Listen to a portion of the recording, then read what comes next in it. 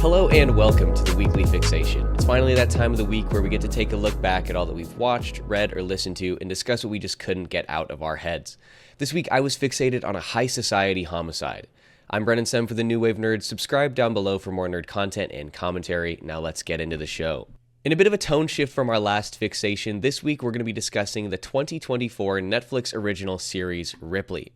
The series follows the titular Tom Ripley, a grifter living in New York during the 1960s who's hired by a wealthy man to bring his vagabond son home from Italy. Now, despite the drastic change and shift in both tone and quality, returning viewers of the show may not necessarily be surprised by this choice in fixation. This is one that I've been alluding to. I've alluded to multiple times, I think over the past 2 weeks, a couple segments at least. So this is one that's definitely been top of mind for me, and I've been wanting to talk about for a very long time. Right at the outset, I want to say that I think this show is it's phenomenal. I had no preconceived notions going into this. I had no idea what I was getting into before I clicked play. And unfortunately, that's not a state of mind that I often go into a lot of times anymore. Normally, I do, plenty of research beforehand. I look to see who's playing in it, the writers, the directors, the cinematographer even. Often, I do a lot of research on the back end, and so I think while that makes sometimes for a more enjoyable viewing experience, there are absolutely times where it takes away from the show itself, and I'm stuck looking at it from this meta viewpoint. That's not a problem I had with this show, and I think I'm ultimately very glad that I experienced it this way. Now, it is notable that there is another adaptation of the source material roaming around in the zeitgeist. There is the talented Mr. Ripley movie starring, I believe it was Matt Damon? I've got it pulled up right here. Yes, that's right. Matt Damon. I always get Matt Damon and Leonardo DiCaprio confused for some reason. Not the actual actors, but their names. I can never remember which is which. They don't even look all that much alike. But Matt Damon plays Tom Ripley in this variation, with Jude Law playing the vagabond son who's to return home from Italy. Despite the fact that this show was very highly received at the time of its creation, I hadn't seen it. In fact, I didn't know that it existed, and I was unaware of the fact that it's based off the same source material as this series until well into the series itself. Now, I had every intention of going back and seeing the film. IMDb says that it's on Paramount Plus, but alas, it's only on Paramount Plus with the Showtime extension, which I do not have. So I had every intention of watching the previous iteration, but unfortunately could not as of this time. But I'll return to it for another weekly fixation, because this show did such a wonderful job of introducing me to this character of Tom Ripley, a character who I've now learned has made appearances in various adaptations throughout the years. Not just this series or the Matt Damon flick, but there have also been bit appearances in various other shows and films. In fact, John Malkovich himself played the character. And so perhaps we'll do a weekly fixation wherein I go through all the various iterations of Tom Ripley and rank which ones I think are best. But for right now, let's focus on this series by Steven Zaillian, the Netflix original. Like I said, absolutely phenomenal. I think the story is incredibly well done. The writing is absolutely amazing. There are some people who might not enjoy this film just based on the fact that it is a very, very slow burn. After I had learned that there was the Matt Damon film, I went through the reviews of this one, and I think the title for one on IMDb was "Just Accept That This Is the Artsy Version and Love It." And I think that's certainly the attitude that I take as well. This is definitely a very auteur sort of art house kind of film or series rather. And I think it does it very well. Like I said, it's a slow burn. It really makes you wait for the payoff for all of these story beats and all this suspense that is built up through these interactions with the characters. It is tremendously well done. And on the characters themselves, I felt like they were all very human. The writing around the dialogue for each of these characters and the personalities therein is absolutely amazing. Not even commenting on the performances themselves, but the lines and the interaction between these characters was just so amazing. I loved the way that it's sort of like an onion in the way that you have to unfurl these various personas that Tom Ripley puts forth as this grifter. And it's fairly unclear throughout the entirety of the film what his true underlying motives are. It's fairly unclear what Andrew Scott Ripley's emotional attachment is to Dickie Greenleaf. It's fairly unclear. It's hinted at very heavily that there is a level of attraction there that goes beyond, just the friendly nature that they sort of espouse, right? There are constant allusions to the fact that Tom Ripley may in fact be infatuated, let's say, with Dickie Greenleaf. And it's very well done, and I like the sort of the interaction as we get further into the first arc of the story, where Dickie starts to realize the nature of Tom Ripley and sort of move against him in some way. Before we get too deep into spoilers here, I want to go back over some of the cast lists, because, like I said earlier, I thought all of the characters were amazing, and that is in part obviously due to the writing therein, but also in large part due to the performances of these actors, which I must say is absolutely phenomenal.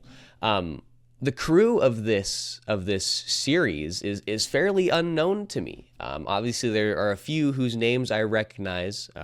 Or I guess there's one whose name I recognize, but I'm fairly unfamiliar with their work. So not only did I not have any prior research going into this film, there was no real preconceived notions about the actors themselves, because they were all relatively unknown to me, at least. So obviously we have the main character, Tom Ripley, played by Andrew Scott.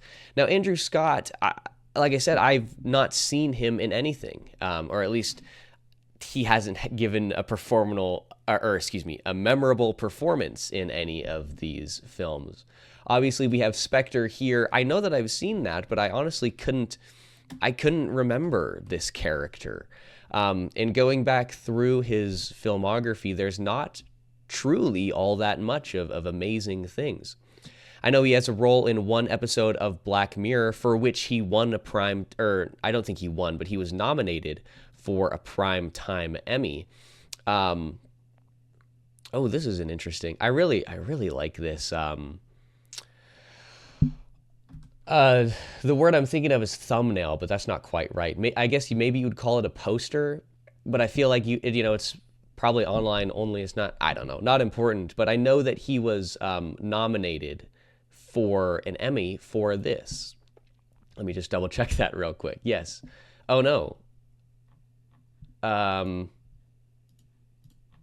me get back here. I thought I was nominated for one Primetime Emmy for Outstanding Supporting Actor or something.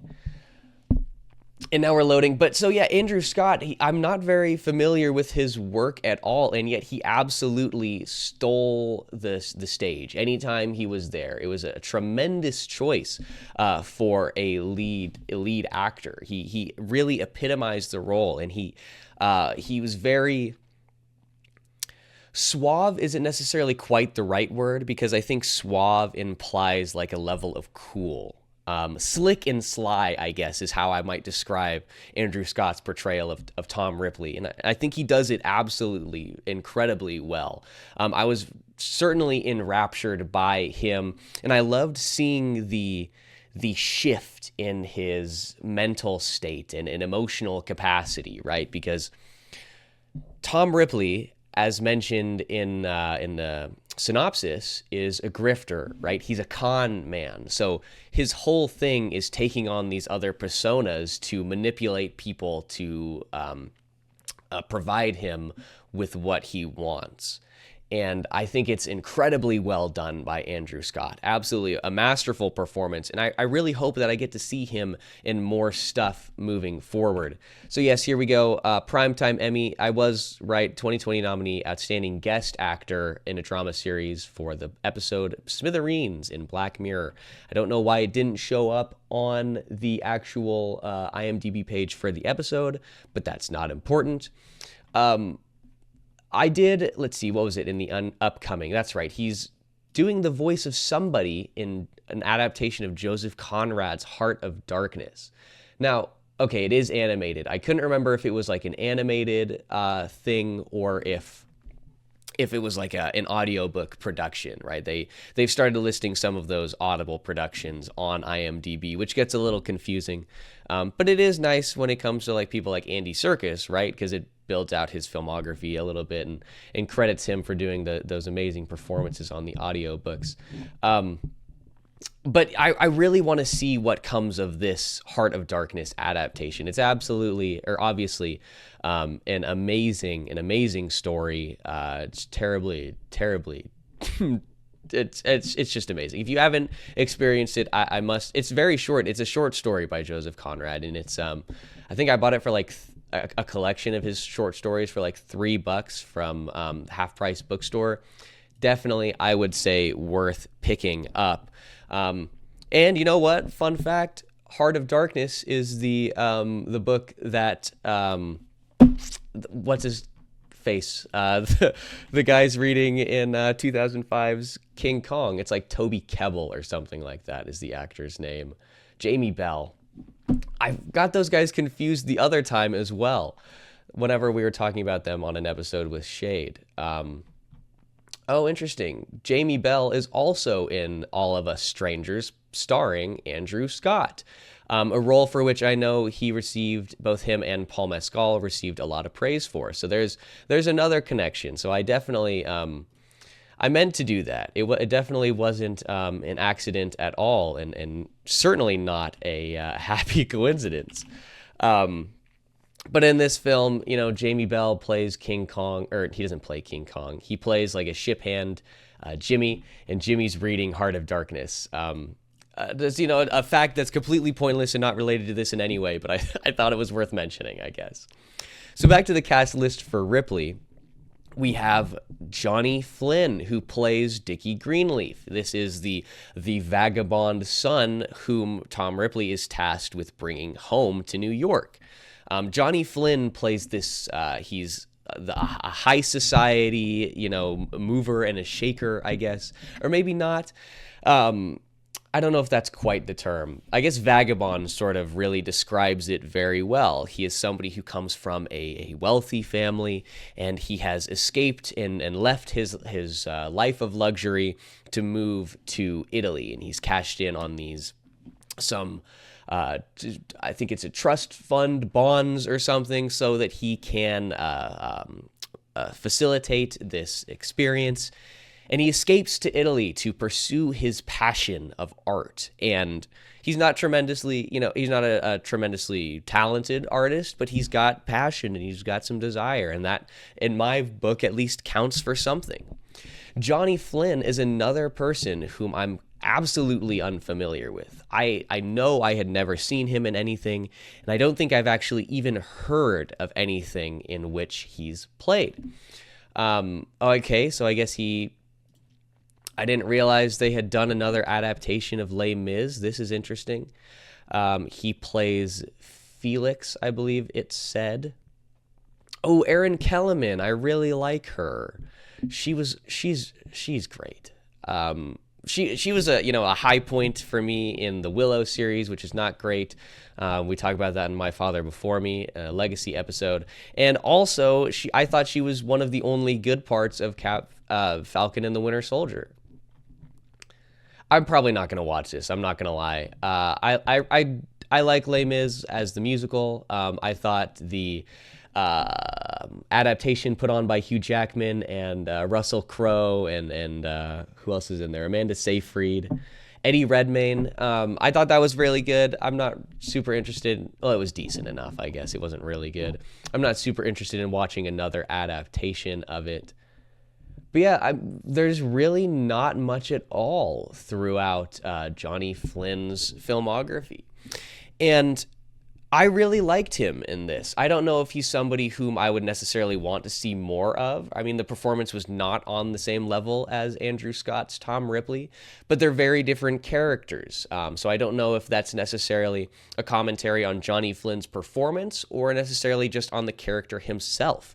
That being said, I think he did it very well. He sort of plays this nonchalant trust fund baby very well, and he does it in a fascinating way. I like to see, as I mentioned earlier, I really like to see the relationship evolve between Dickie Greenleaf and Tom Ripley. I think it's very well done. Johnny Flynn, actually, never mind. I'll save that for later. Next up in the cast list, we have Dakota Fanning, who plays Marge. Now, Marge is Dickie Greenleaf's girlfriend at the time of the beginning of the series. Or rather, I suppose it's relatively unclear the actual nature of this relationship. It seems throughout the entirety of the series that Dakota Fanning's Marge is much more invested in the relationship than Dickie Greenleaf is. It seems to me like the kind of situation where Dickie Greenleaf doesn't necessarily view this as an exclusive, meaningful relationship. Not that he's out gallivanting around and you know, picking up any random lady he sees. It seems like he's faithful to Marge, but it seems like he's not as invested in the relationship as she is. And that leads to some really interesting developments in the story as we progress further on. Dakota Fanning as an actress is somebody whose name I'm familiar with, but again, not a lot in her filmography that I've actually seen. Obviously, 2005 War of the Worlds, I have not exactly been silent on the fact that I don't think that's amazing. We have The Equalizer 3. It looks like she was not in either of the first two. I know she had a very bit role when she was young in an episode of Friends. I think it's towards the end of the series where Monica and Chandler are looking at a house in the suburbs. I think Dakota Fanning plays the daughter who lives in the house that they ultimately buy. But yeah, Hansel and Gretel from 2002, Man on Fire, Charlotte's Web, The Secret Life of Bees. I'm sure that's an absolutely amazing film. And then she plays Jane in the last couple Twilight Saga movies. I'm not very familiar with the Twilight Saga. I did notice she has a role in The Alienist before I clicked away. I noticed she had a role in that. That's a series that I've been wanting to watch for quite a while. Is it Daniel Bruhl, the gentleman who plays Baron Zemo in Captain America Civil War? I think that I really want to watch that show. I've heard nothing but good things. Dakota Fanning obviously has a role in Once Upon a Time in Hollywood. Full disclosure, I have not yet watched this film. I'm a huge fan of Tarantino, and I know that I'm going to like it. I have been putting this off because I want to wait to do it, because I want to do an entire series retrospective through all of Tarantino's filmography. And because of that, I've been waiting to do this because I think it's one of the few that I haven't seen, and I believe it's his most recent one. So to me, it makes sense to save it for last. Plus, multiple people have recommended it to me, and so I feel like I might as well wait for the proper time. We're way too far gone now. Notably, I do remember seeing a clip or a video. I wish I could remember who it was by now. I feel really bad for not giving credit, but there was a short, or rather a reel on Instagram discussing how all of the younger characters that we see or maybe not younger, but the lesser known actors and actresses that we see in this film are obviously now big stars now, right? We have Austin Butler, Elvis himself, the Na Baron Fade Rotha Harkonnen, Dakota Fanning. I believe Sydney Sweeney is in this as well, who is at this time I think this came out shortly after the first season of Euphoria. So this would have been immediately before. Presumably this would have been filmed immediately before her rise to fame. Yeah, there we go. Sydney Sweeney. I didn't mean to, highlight everything else. But so Dakota Fanning, like I said, not too familiar with her. I only had this little bit of knowledge from seeing her in few things, mostly as a child actress. And so seeing her in this, I didn't even recognize her. This was another person whom I was unfamiliar with. I came into this with no preconceived notions, and I thought she did an absolutely incredible job. I really, really disliked the character of Marge in the beginning, but as we progress throughout the show, I like the character more and more. Not as a person, I don't really ever like her as a person, but I really liked the performance and her arc throughout the storyline. I thought it was very well done, and she shows up at multiple points throughout the film to just sort of throw a wrench in the works of Tom Ripley. Those are all the really main cast. Everyone below this is sort of secondary or tertiary characters, but I think they're all worth mentioning because, like I said, they all feel very human. Margarita Bai's Signora Buffy is very well done. I really enjoyed this character. She has some fun interactions with Tom Ripley. This is the owner or manager, I suppose, of a hotel at which Tom stays for quite a while. Elliot Summer plays Freddie Miles, a character who just drips with loathing of just a great performance and an interesting a character through which we get some interesting plot points later on. And then we have Maurizio Lombardi, who plays Inspector Pietro Ravini. So this is the inspector. So now, to describe this character, I'm going to have to get into now the more spoiler section of this fixation.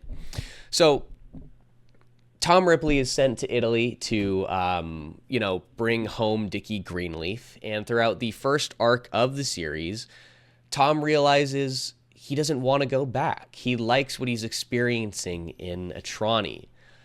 And the ultimate thing that convinces him to stay and not return home is the him going to see a painting by none other than Caravaggio.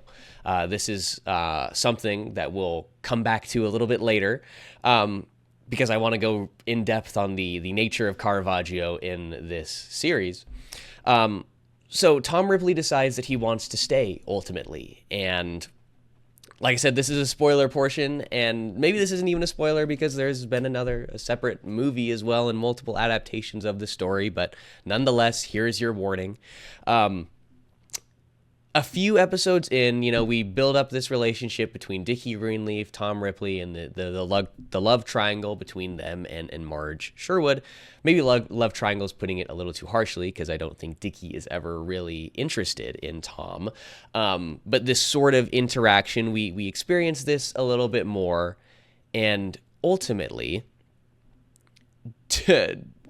Dickie realizes that Tom Ripley is a con man, and he starts to have these feelings put in place mostly by Marge, and he starts to feel that Tom is using him, right? He's lied to Dickie's father, the man who sent Tom on this mission.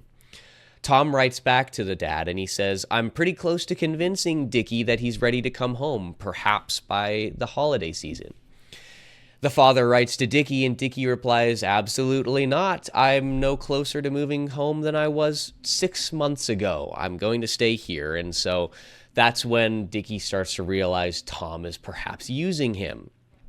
And Tom creepily witnesses this interaction, this conversation between Dickie and Marge, wherein ultimately they decide they're going to push Tom out and send him back on his way.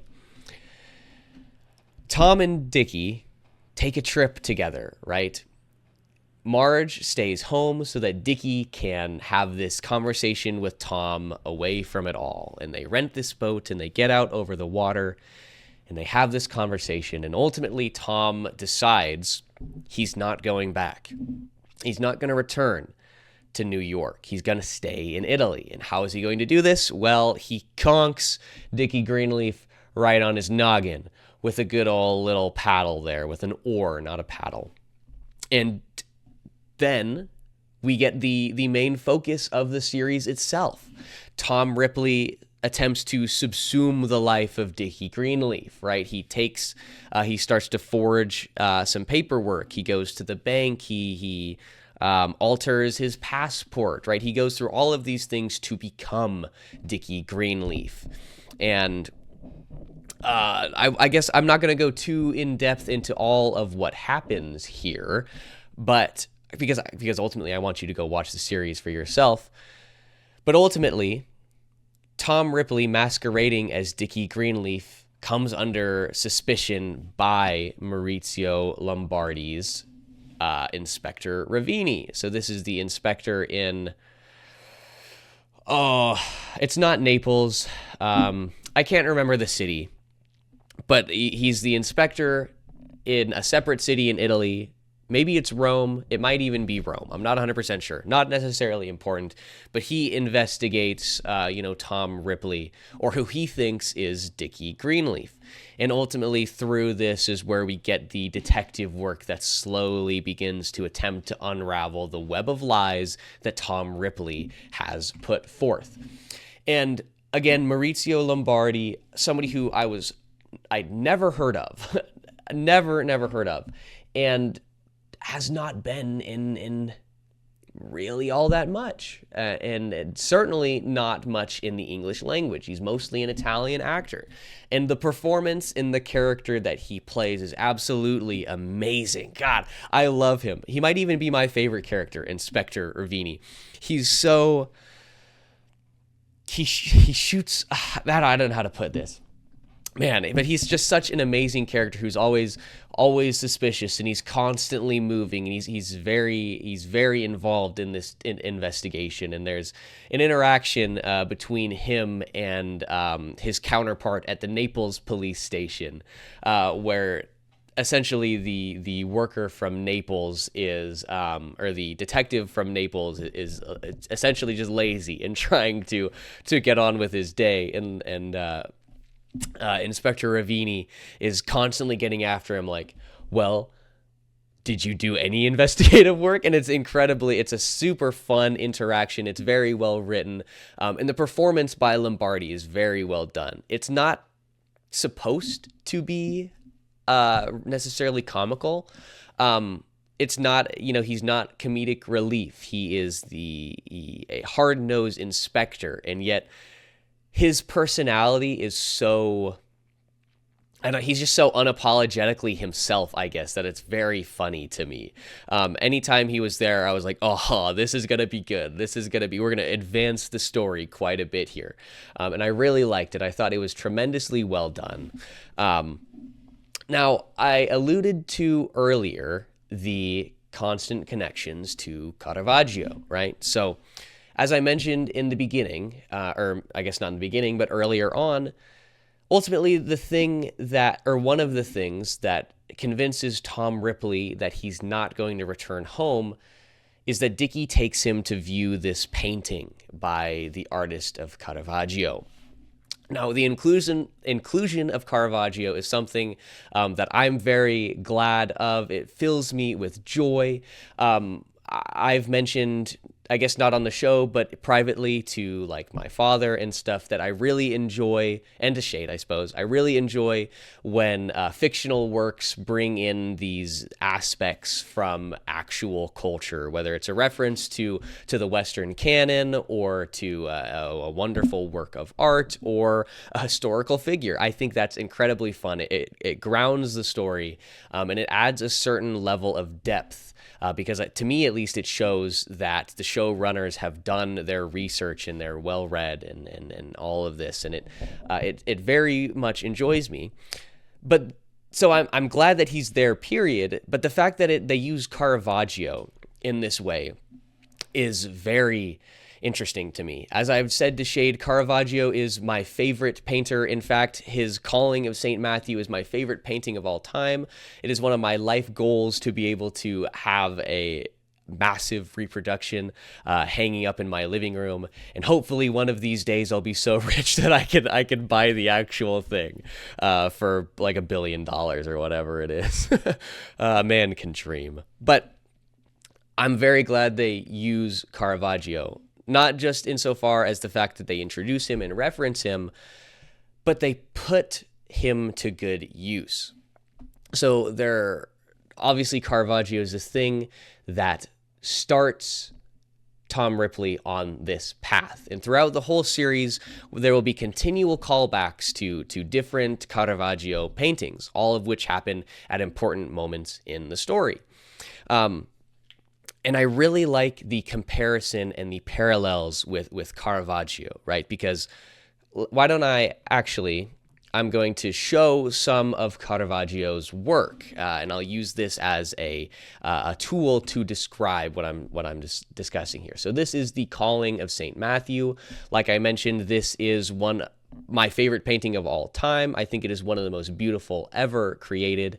So Caravaggio himself is most well known for his use of a technique called chiaroscuro. It is essentially, in layman's terms, right? I'm not an art history major. I'm not an artist myself. So this is all very broad strokes, not very deep. I'm sure somebody who is well versed in art technique will be mad that I'm describing it thus. But essentially, again, in layman's terms, chiaroscuro is a technique that emphasizes the contrast between the light and the dark. And Caravaggio is really the person who perfected this technique. I don't think anybody has used it and utilized it to such a degree as Caravaggio. It involves this heavy contrast, which forces you to look at certain things and comments on the delineation between these moral absolutes, right? And that's why I think it's so beautiful that Caravaggio is used in reference to this series.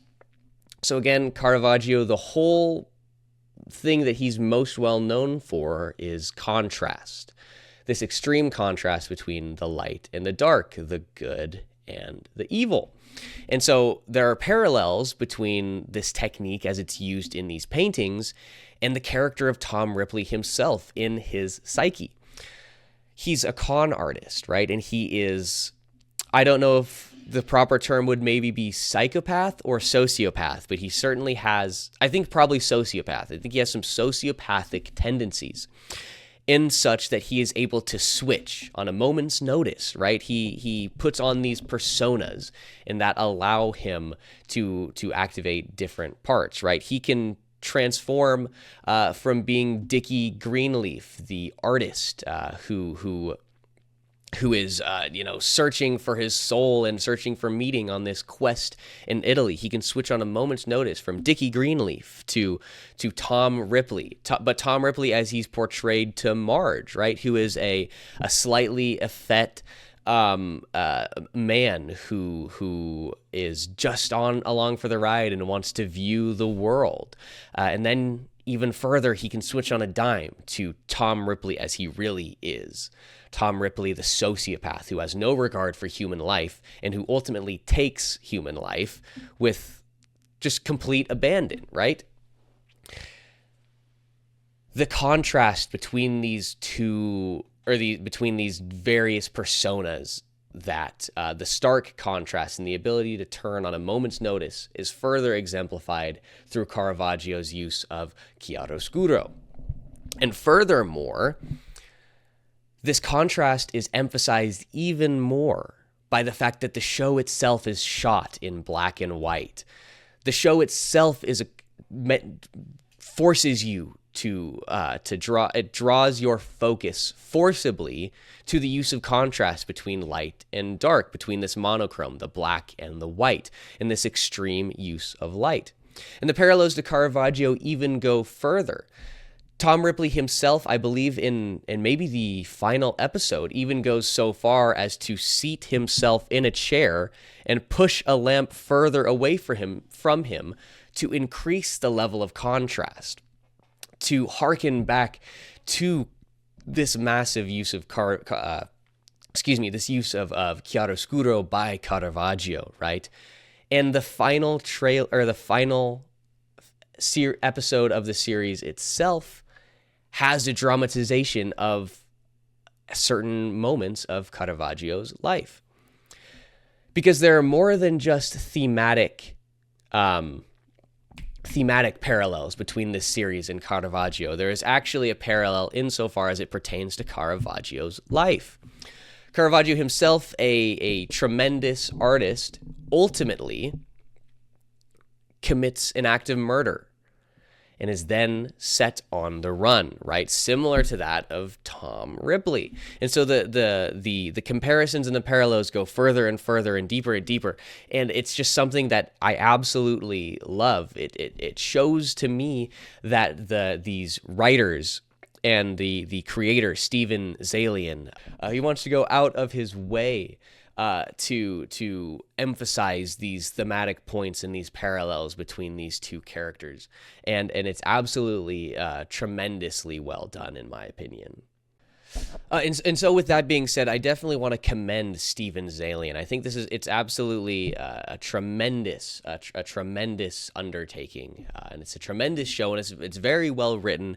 There are multiple recurring themes that I haven't even expounded upon yet. I've only just, focused on the Caravaggio one. There's not even one. I haven't even mentioned the continued use and the symbolism of the objects and the props therein, like Dickie Greenleaf's ring, which sort of epitomizes in and of itself this life that Dickie lives, and ultimately is subsumed by Tom Ripley, which is showcased fully by the fact that he, takes the ring, and after that is when he goes on this journey where he becomes Dickie Greenleaf and lives the life that he desires, right? The one that had been inspired and introduced to him by Dickie Greenleaf.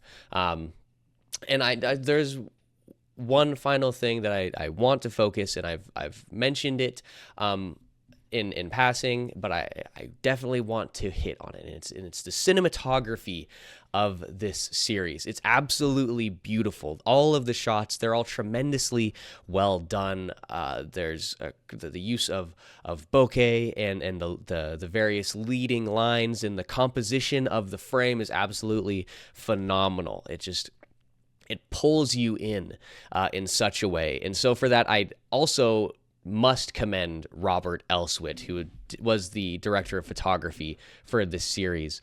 Winner of an Oscar for, let's see, shall we? Presumably There Will Be Blood. And a nominee for Good Night and Good Luck. So obviously, with credits like those, you're seriously in for something that is going to look absolutely beautiful. Let's see, Uncoming, he's also doing the cinematography for the upcoming Assassination film, which I'm very excited for, which fictionalizes the assassination of JFK through the testimony of somebody who's related, or somebody who has some connection to Sam Giancana. So, I mean, I'm very excited for that, and off of based off of the visuals of Ripley, I'm even more excited now than I've ever been. So Robert Elswit, absolutely amazing, tremendous work. I can't compliment you enough. It was absolutely beautiful. The use of light and the emphasis on the contrast, harkening back to, again, the Caravaggio chiaroscuro. It's tremendously well done. And I have to just say, this show, like I said, I came into it with zero expectation, and so to come out of it being so impressed is truly amazing to me. This is probably one of the best limited series that I've seen in a very long time. I think it tells one continuous story in such a slow burn, and it does it so well, such that you feel like nothing is really happening. It feels like the pot is just boiling on some frogs, right? And then suddenly the water is there, and sometimes you crank the heat up a little bit, but then you turn it back down, and then you let it go again slowly. And it's tremendously well done. Like I said, it is a slow burn, so if that is not the kind of thing that you enjoy, maybe this wouldn't be the one for you.